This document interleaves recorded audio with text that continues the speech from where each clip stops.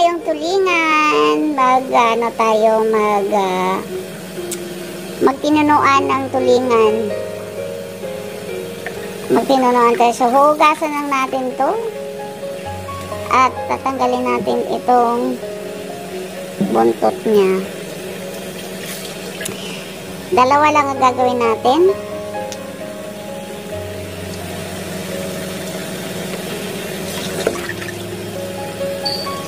Siyempre, tatanggalin natin yung hasang.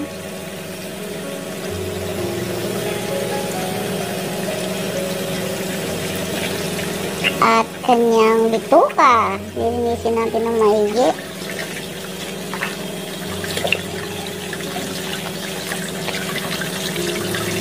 Ako'y nag-crave ng tulingan. Ang tawag dito ay bonito or bonita. O diba? So, tulingan is sarap sa may tinunuan. Ayan.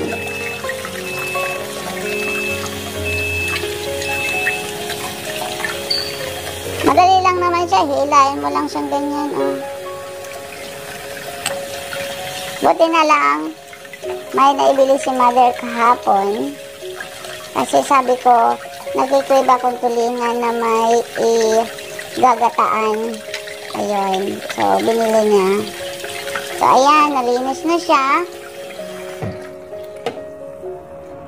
So, pagkatapos nating hugasan, linisan, ay hihiwain natin.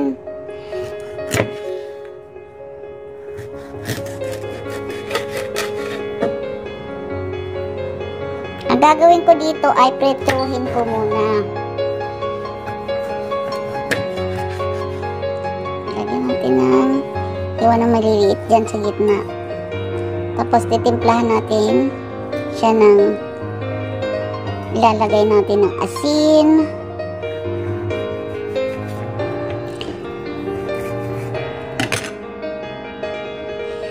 So, lagyan natin ng asin. Konting asin lang po.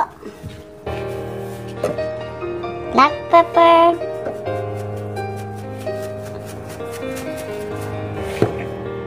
At garlic powder. Ayan. So, pipituhin na natin. So, mainit na yung mantika natin. Ilalagay na natin. Pipituhin na natin. Isa-isa.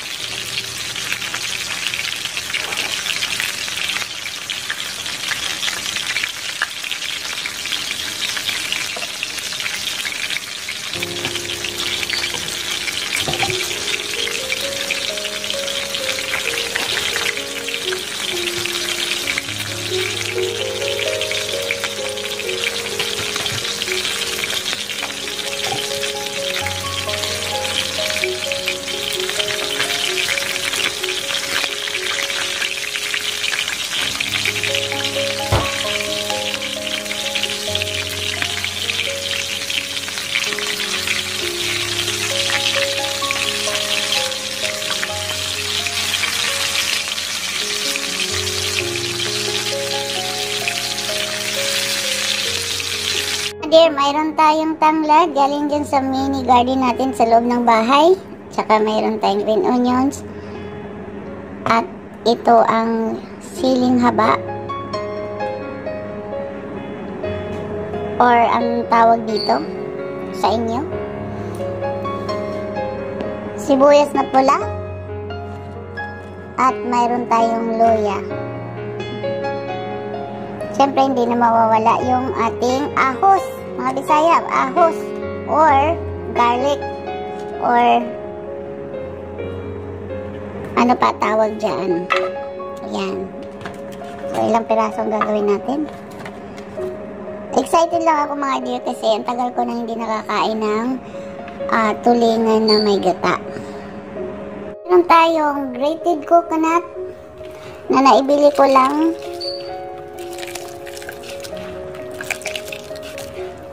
£1 ito.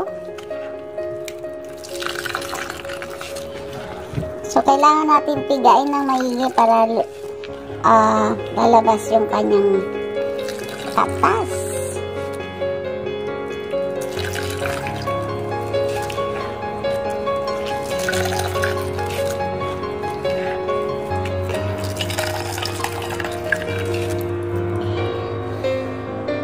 So, isala na natin yung ating pinigang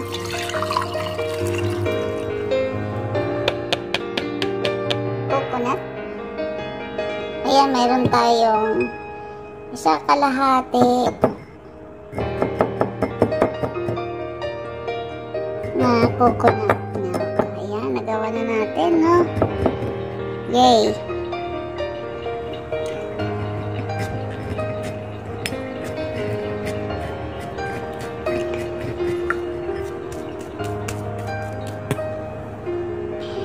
Ayan, set aside lang natin ito.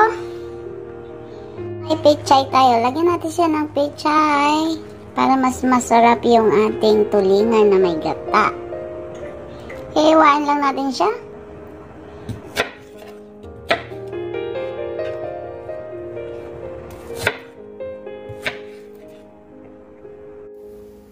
Ayan, kumukulo na siya, no? Lagyan natin ng konting suka. Konting suka. Konti lang naman ng suka ang kailangan natin. Ngayon, lagyan natin ng asin.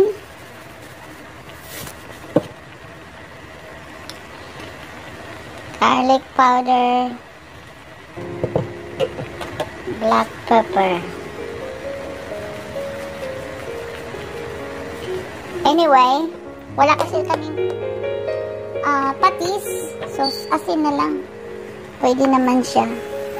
So, kumukulo na siya, no? So, pwede na natin ilagay yung ating gulay. Lagyan natin yung gulay natin.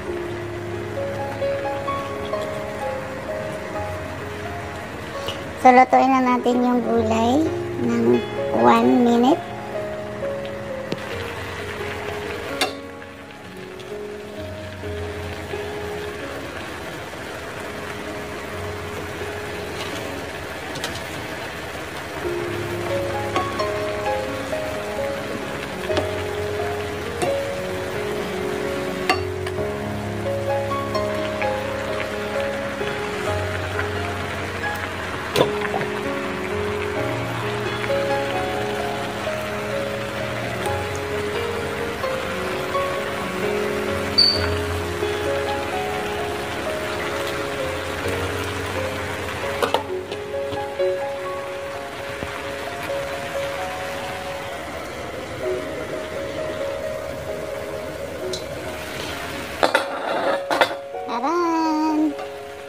Ayan na siya. Lalagay na lang natin yung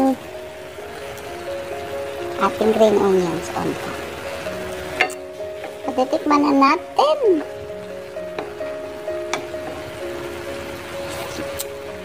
Ay, perfect. Perfect ang kain ko na naman nito, mga dear, promise.